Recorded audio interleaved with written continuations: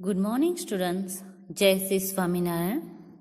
Students, हम chapter 15 कर रहे हैं प्रॉपर्टीज ऑफ ट्राइंगल्स, जिसमें हम sum of angle of a triangle ये प्रॉपर्टीज जो है वो की थी और उसके जो रिलेटेड सम थे वो हमने एक्सरसाइज 15A में किए थे। आज हम एक्सरसाइज 15A में उसके बाकी के जो सम हैं, जैसे फिल इन द ब्लैंक्स है, देन इस रूल्स को, इस प्रॉपर्टीज को यूज करके हम कौन सा ट्राइंगल बना सकते हैं, ये अब हम सीखेंगे आज। उसके अलावा एक्सैक्टियर एंड इंटीरियर अपोजिट एंगल्स की जो प्रॉपर्टीज है उसके बारे में आज हम सीखेंगे। तो सबसे पहले एक्सरसाइज 15A करेंगे और उसके बाद हम एक्सैक्टियर एंड इंटीरियर अपोजिट एंगल्स का जो प्रॉपर्टीज है वो सीखकर एक्सरसाइज 15B करेंगे। एक्सरसाइज 15A, जिसमें हम पहुंचे थे क्वेश्चन नंबर 13 पर। क्वेश्चन नंबर 13 हमारा है, कैन अ ट्राइंगल है, क्या यहाँ पर जो क्वेश्चन आपको दिए गए उससे क्या ट्राइंगल ऐसा हो सकता है, ऐसे ट्राइंगल हो सकते हैं, ये हमें यहाँ पर पूछा गया है कि ट्राइंगल के अंदर फर्स्ट यहाँ पर हमें दिया है कि टू राइट एंगल्स, कि कोई भी ट्राइंगल ऐसा हो सकता है जिसमें दो एंगल्स है वो राइट एंगल्स हो। तो यहाँ पर जो है वो ऐसा ट्राइंगल पॉसिबल नहीं है। क्यों पॉसिबल नहीं है? तो आप जो उसका रूल्स है sum of angle of triangle, अगर उसको याद करोगे तो उसका सम होता है 180। अगर उसके टू राइट एंगल होंगे तो टू एंगल का ही उसका सम हो जाएगा 180। तो थर्ड एंगल है वो 0 का तो नहीं हो सकता। So this is not possible. Two right angles वाला जो ट्राइंगल है वो पॉसिबल नहीं है। तो हमें यहाँ पर आंसर में लिखना है नो, दिस इज, क्यों पॉसिबल नहीं है? तो because the sum of all the angles of triangles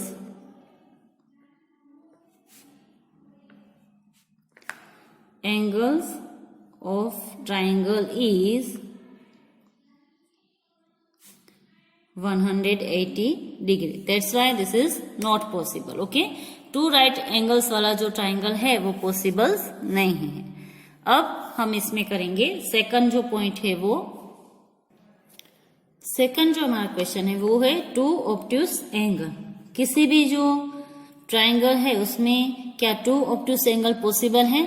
तो ये भी पॉसिबल नहीं है। जब राइट एंगल पॉसिबल नहीं है तो टू ऑब्ट्यूस एंगल पॉसिबल नहीं हो सकती, क्योंकि ऑब्ट्यूस एंगल का जो मेजरमेंट है वो राइट एंगल से तो ज्यादा ही होता है, तो ये भी पॉसिबल नहीं है। तो यहां पर भी हम लिखेंगे no, this is not possible,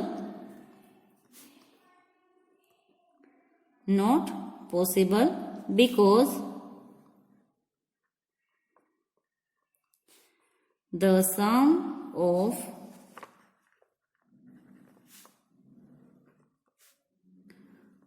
all angles is 180. That's why only one obtuse angle is possible. Only one angle ही इसमें ऑब्ट्यूस एंगल हो ऐसा पॉसिबल है। वैसे राइट एंगल में भी ऐसा ही है, ओनली वन राइट एंगल ही उसमें पॉसिबल है। अब उसके बाद है two acute angle. Two acute angle वाला ट्राइंगल है वो क्या हम ड्रॉ कर सकते हैं? वो पॉसिबल है। तो यस, वो पॉसिबल है। टू एक्यूट एंगल भी हो सकते हैं और थ्री एक्यूट एंगल भी उसमें हो सकते हैं।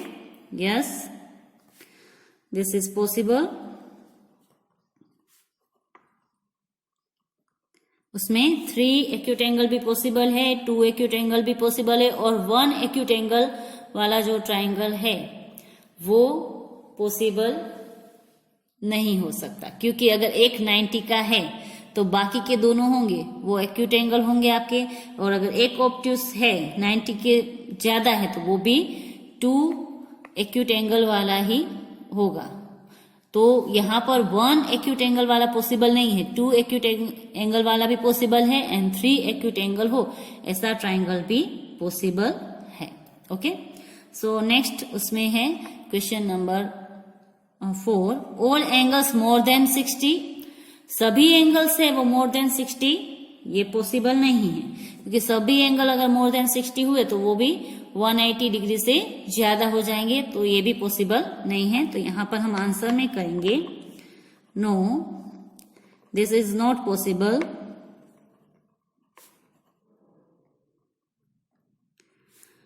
Because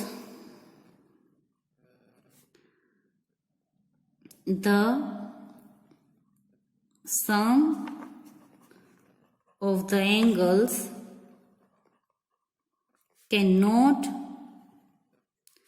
be more than 180। अगर सभी जो एंगल्स है वो 60 से अगर हमने ज्यादा लिए तो उसका सम है वो 180 से ज्यादा हो जाएगा, तो ये उसमें पॉसिबल नहीं है। नाउ नेक्स्ट इसमें हम करेंगे, इसमें है ऑल एंगल्स लेस देन 60, सभी जो एंगल्स है तीनों के तीनों वो 60 से लेस देन हो, तो ये भी पॉसिबल नहीं है।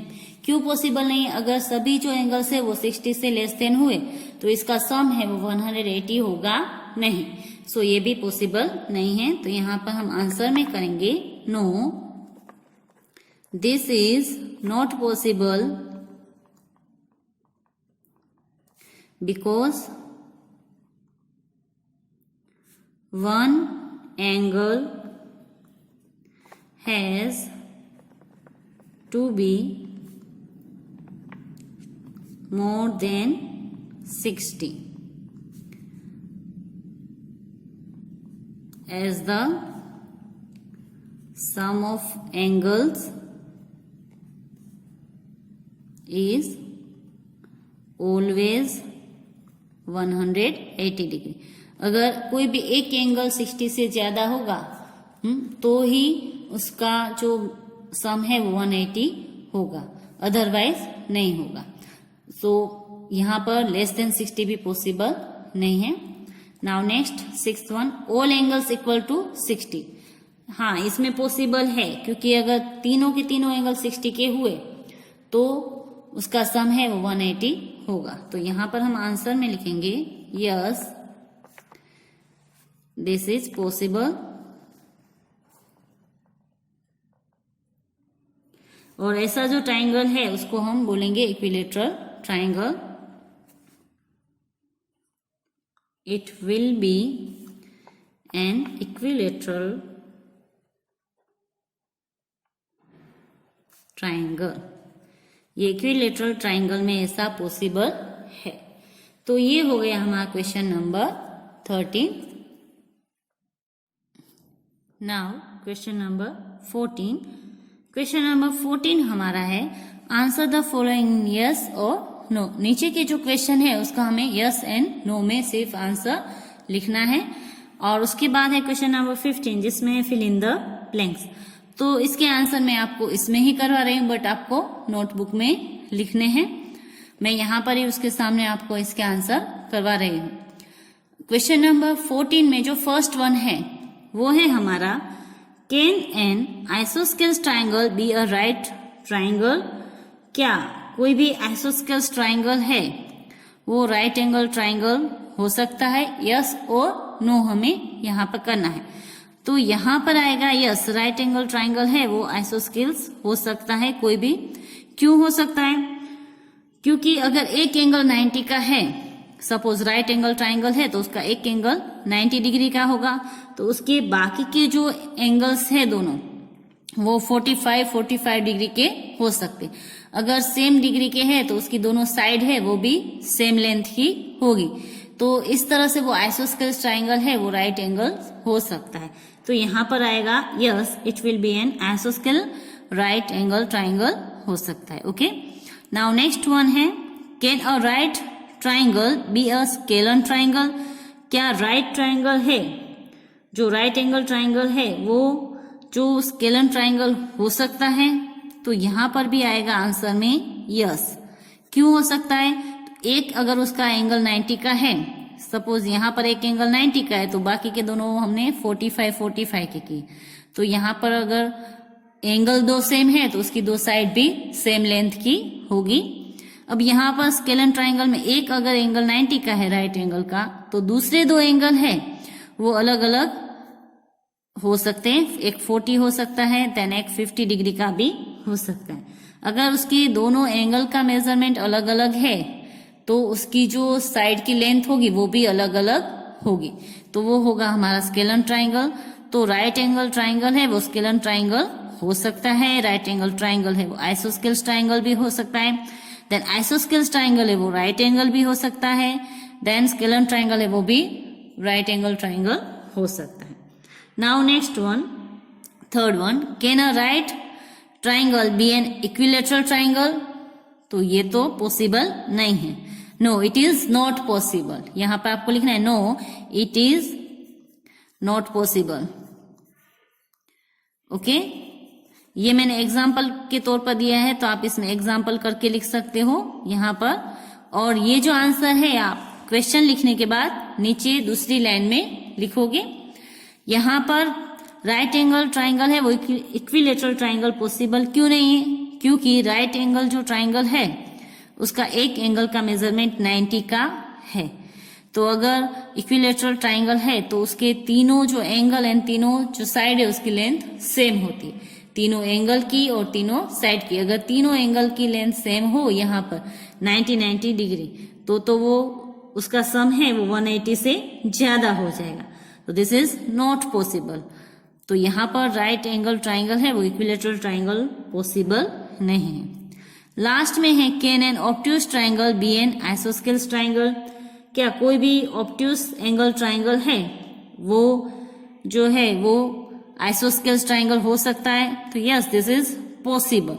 सपोज ऑब्ट्यूज एंगल ट्राइंगल का जो मेजरमेंट होता है उसका 90 से मोर देन होता है। तो सपोज एक एंगल है उसका 100 का है, ओके, तो बाकी के जो दो एंगल है वो उसके 40 डिग्री के हो सकते हैं। अगर ये दोनों 40 के हुए, सेम एंगल है, तो उसकी दो साइड की जो लेंथ है वो भी सेम हो सकती है। तो दिस इज पॉसिबल। तो यहाँ पर फर्स्ट वन पॉसिबल है, सेकंड वन भी पॉसिबल है, एक थर्ड पॉसिबल नहीं है। तो फर्स्ट में, सेकंड में एंड फोर्थ में आएगा यस, ओके, एंड थर्ड में आएगा नो। यहाँ पर मैंने यस नहीं लिखा है तो लिख देती हूँ। तो यहाँ पर भी आपको लिखना है यस, बट ये क्वेश्चन आपको नोटबुक में लिखने हैं, देन उसके नीचे की लाइन में आप उसके आंसर है वो लिखोगे। अब हम करेंगे question number 15, fill in the blanks. ये भी आपको पूरी की पूरी नोटबुक में लिखनी है, उसके बाद ही आपको इसके आंसर लिखने हैं। मैं उसके आंसर है वो यहाँ पर लिखूंगी पेंसिल से साइड में, आप उसमें नोटबुक में लिख लेना। फर्स्ट जो ब्लैंक्स है वो है अ right triangle can not have an blanks angle. जो राइट एंगल ट्राइंगल है उसमें कौन सा एंगल नहीं होता है? तो राइट एंगल तो है हमारे पास, देन उसके बाद दो आते हैं obtuse angle and third one आता है एक्यूट एंगल। तो यहाँ पर कैन नॉट लिखा है, कौन सा नहीं होता है राइट एंगल ट्राइंगल में? तो ऑब्ट्यूस एंगल है वो उसमें नहीं होगा। क्यों नहीं होगा ऑब्ट्यूस एंगल? क्योंकि ऑब्ट्यूस एंगल का मेजरमेंट है वो मोर देन 90 होता है। तो राइट एंगल और ऑब्ट्यूस एंगल दोनों साथ में नहीं हो सकते। या तो कोई एंगल है वो राइट एंगल ट्राइंगल हो सकता है या तो ऑब्ट्यूस एंगल ट्राइंगल हो सकता है, वो दोनों साथ में नहीं हो सकते। तो यहाँ पर आपको ब्लैंक्स में लिखना है, मैंने यहाँ पर साइड में लिखा है। Now second one, the acute angle of a right triangle are. यहाँ पर हमें बोला गया कि एक्यूट एंगल्स है जो राइट ट्राइंगल है उसके एक्यूट एंगल कौन से हो सकते हैं? तो उसके एक्यूट एंगल है वो हम लिख सकते हैं कि सम ऑफ 90 उसके हो सकते हैं। एक तो हम लिख सकते हैं सम ऑफ 90 डिग्री, कि जितना हम 90 डिग्री का मतलब कि वो जो दो एंगल है एक्यूट एंगल उसका प्लस करेंगे तो उसका प्लस होगा 90 डिग्री। तो यहाँ पर आएगा द सम ऑफ 90 डिग्री। या तो आप ऐसे भी लिख सकते हो equal to the sum of 90 degree, दोनों चलेंगे, sum of 90 degree and equal to the sum of 90 degree. Then third one, each acute angle of an isosceles right triangle measure. अगर राइट एंगल ट्राइंगल है तो उसके वो isosceles है तो उसके एक्यूट एंगल कितने के होंगे? तो जो मैंने यहाँ पर फर्स्ट में एग्जांपल दिया वही होगा कि 90 डिग्री का राइट एंगल है तो उसका होगा, और बाकी के दो एंगल है वो सेम है। ओके, तो दोनों एंगल सेम है तो वो दोनों एंगल कितने के होंगे? 45 डिग्री के। तो यहाँ पर आंसर आएगा 45 डिग्री, क्योंकि आइसोस्केल्स ट्राइंगल है तो दोनों एंगल सेम मेजरमेंट होंगे। Then fourth one, each angle of an equilateral triangle measure. तो ये हमारा यहाँ पर भी था कि ऑल एंगल्स इक्वल टू 60, यहाँ पर आएगा 60 डिग्री। तो यहाँ पर हम लिखेंगे 60 डिग्री जो है एंगल इक्विलेटरल ट्राइंगल का मेजरमेंट, कि सबका मेजरमेंट होगा 60 degree. Now next one, fifth one, the side opposite the right angle of a right triangle is called.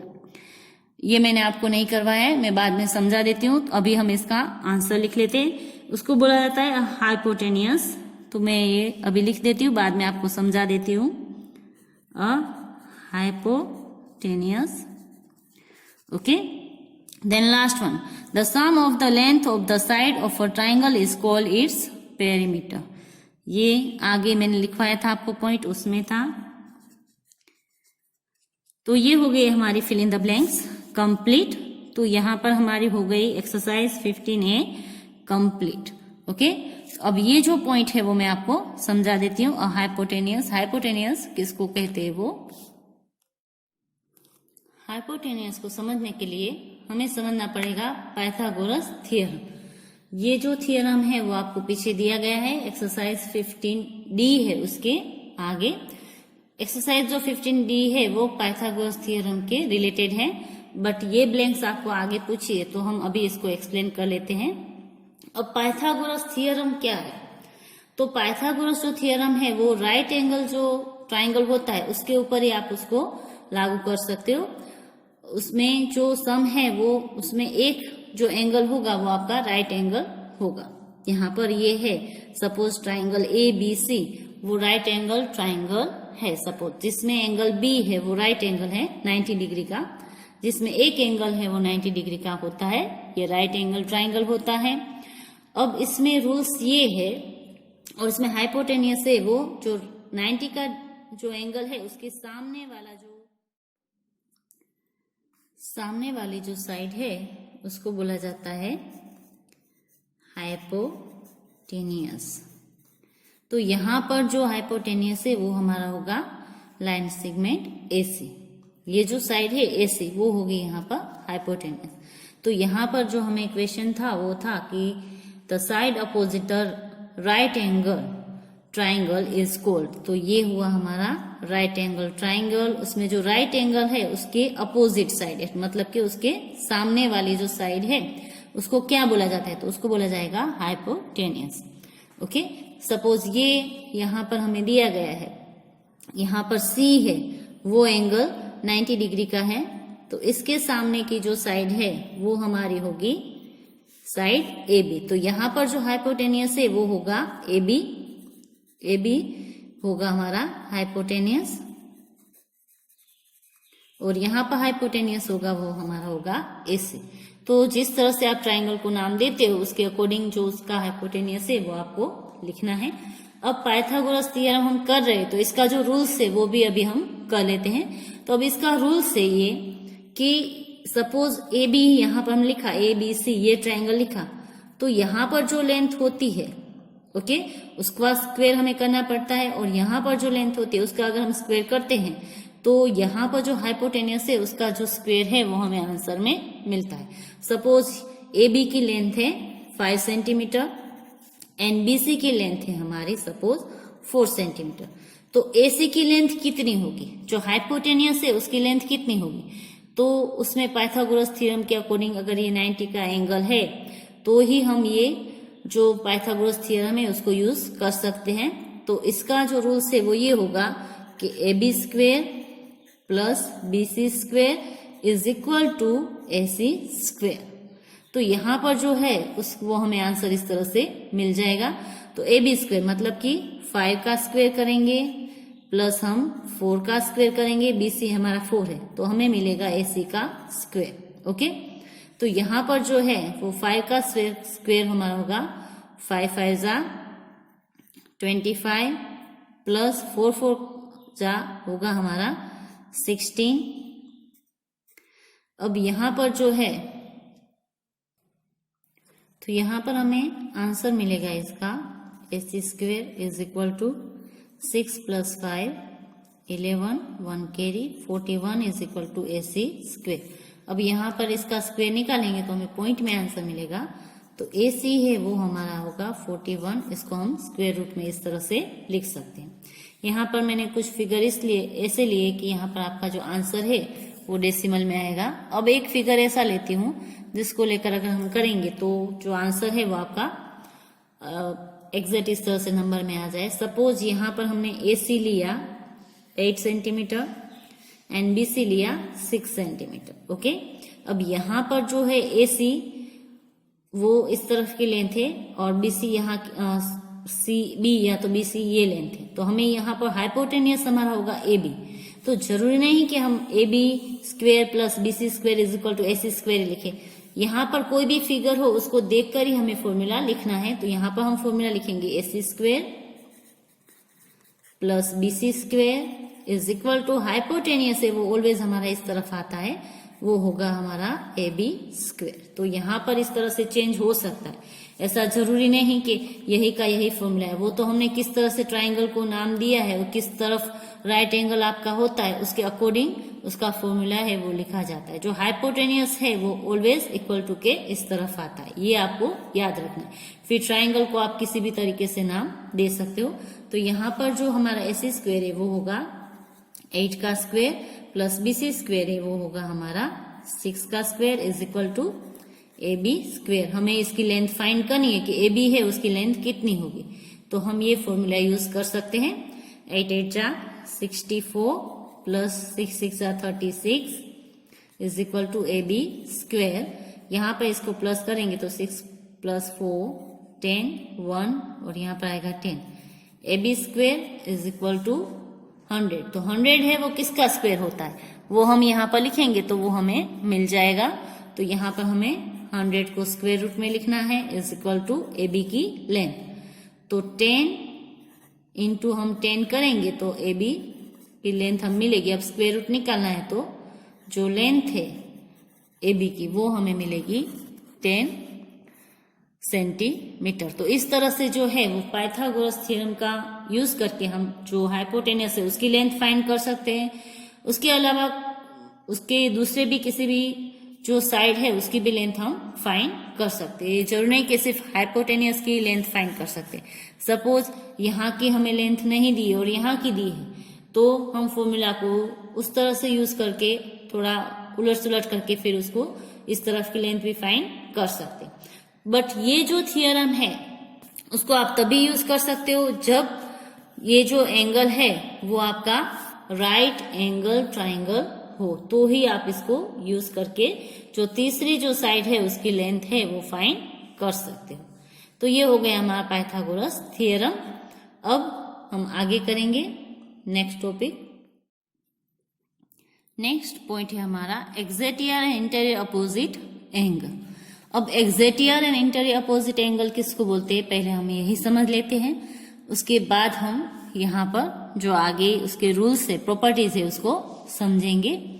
यहाँ पर हमें एक फिगर दिया गया है ए बी सी ट्राइंगल है और उसकी बी सी है उसको लाइन को हमने आगे लिया है रे को और वहां पर हमने एक और एंगल बनाया है बाहर सी। तो ये जो सी जो हमने बाहर एंगल ड्रॉ किया है उसको बोलते हैं एक्जेटियर एंगल।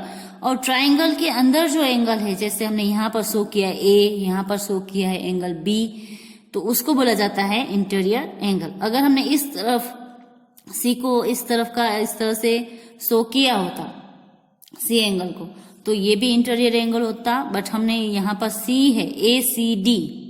अब कभी भी आप एंगल बनाते हो तो किस तरह से बनेंगे, अगर ये एंगल अगर आप शो करते हो तो आपका बनेगा ACNB, यहां से इस तरफ एंगल बन रहा है, तो ये अगर से इस तरफ शो करोगे तो आपका बनेगा एंगल ACB, बट यहाँ पर इस तरफ एंगल आपका शो किया है तो ACND जो है वो एंगल आपका बनेगा एंगल ACD।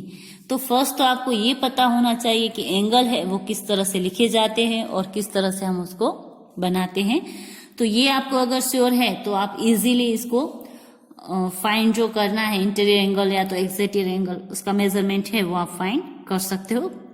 यहाँ पर आपको दिया है let the side BC of triangle ABC be produce to D, कि BC लाइन है उसको हमने आगे तक लिया है जिसके ऊपर प्रोड्यूस हो रहा है पॉइंट D, देन ACD जो हमने ये एंगल किया is called an exterior angle, also angle BAC and ABC are called the interior opposite angle. और ये अगर एक्सटीरियर एंगल है तो इसके अपोजिट जो एंगल है वो angle A and angle B होंगे, ये नहीं होगा। ओके, एंगल ACD है उसका अपोजिट एंगल अगर हमें करने हैं तो इंटीरियर A एंड B है वो उसके अपोजिट एंगल होंगे।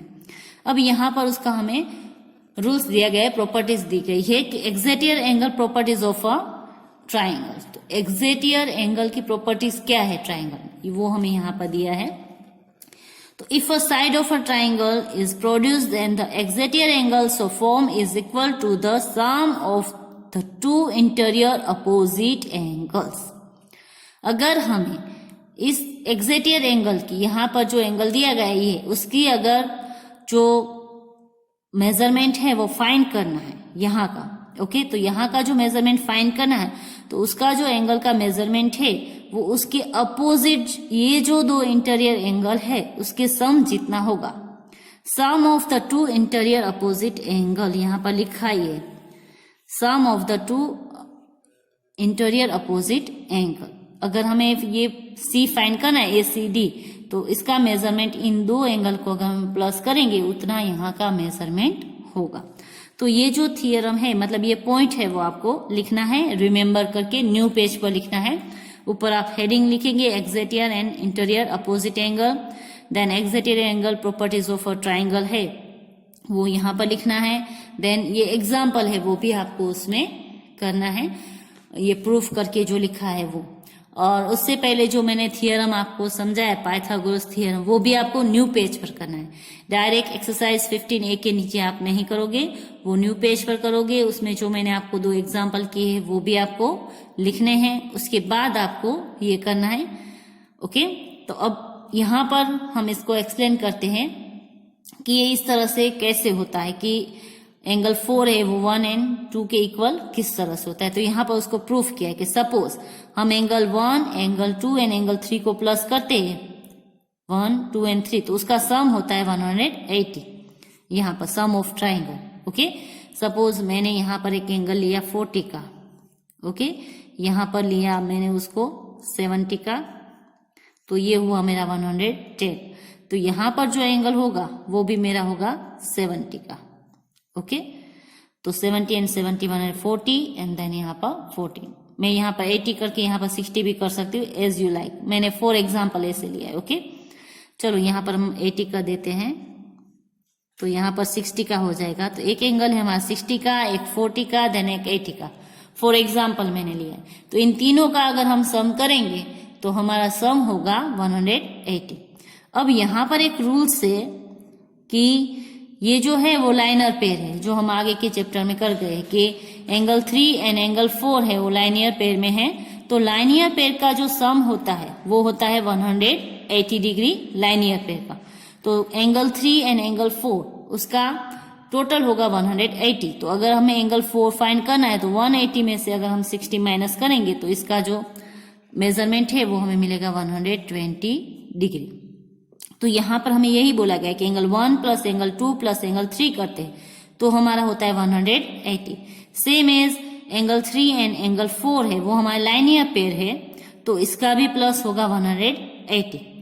तो अगर हमें ये भी 180 है, ये भी 180 है, तो अगर इसको हमें दिखाना है तो हम इस तरह से शो कर सकते हैं angle 1 plus angle 2 plus angle 3 is equal to angle 3 plus angle 4, दोनों इक्वल है। इस तरफ एंगल 3 एंड 4 को प्लस करोगे या तो आप इस तरफ एंगल 1, 2 एंड 3 को प्लस करोगे, दोनों इक्वल है। अब दोनों में 3 जो है वो कॉमन है, इसमें भी और इसमें भी, तो हमने उसको कट कर दिया। तो एंगल 4 का जो मेजरमेंट है वो हमें कितना मिला, angle 1 plus angle 2 is equal to angle 4। तो यहां पर हमें बताया गया कि एंगल 1 प्लस एंगल 2 को अगर आप प्लस करोगे तो आपको एंगल 4 का जो है वो मेजरमेंट मिल जाएगा, जो मैंने यहाँ पर किया। अब आप इन दोनों को प्लस करके भी फाइंड कर सकते हो। सपोज इसका अगर मेजरमेंट आपको नहीं दिया गया है तो भी 80 प्लस 40 कितना होगा हमारा, 120। तो ये है exterior angle properties of a triangle के। एक्जेक्टियर एंगल अगर आपको फाइंड करना है तो आप किस तरह से फाइंड कर सकते हो। उसी तरह से अगर एक्जेक्टियर एंगल की अगर आपको प्रॉपर्टी यहाँ मेजरमेंट दिया गया है तो 1 या 2 दोनों में से एक एंगल आपको फाइंड करना है तो भी आप इजी वे से कर सकते हो। इसमें से ये माइनस करके या तो इसमें से ये माइनस करके आपको दूसरे जो एंगल है उसका मेजरमेंट मिल जाएगा। तो ये हुआ हमारा exterior angle properties of a triangle. बस आज के लिए अब हम इतना ही करेंगे। अब इसके रिलेटेड जो सम है एक्जेक्टियर इंटीरियर अपोजिट एंगल के एक्सरसाइज 15B में वो हम नेक्स्ट वीडियोस में करेंगे। तो अब आप होमवर्क नोट कर लीजिए। आपको होमवर्क में यहाँ पर जो एग्जाम्पल दिए हैं पेज नंबर 185 पर 3 एग्जाम्पल है आपको इल्यूस्ट्रेटिव एग्जाम्पल कल के नीचे दिए हैं, एग्जाम्पल 1, 2 एंड 3, वो विथ सॉल्यूशन फिगर के साथ आपको होमवर्क में करने हैं। बस आज के लिए अब हम इतना ही करेंगे, बाकी का नेक्स्ट वीडियोस में। हैव अ गुड डे, घर पर रहिए, स्वस्थ रहिए, आभार।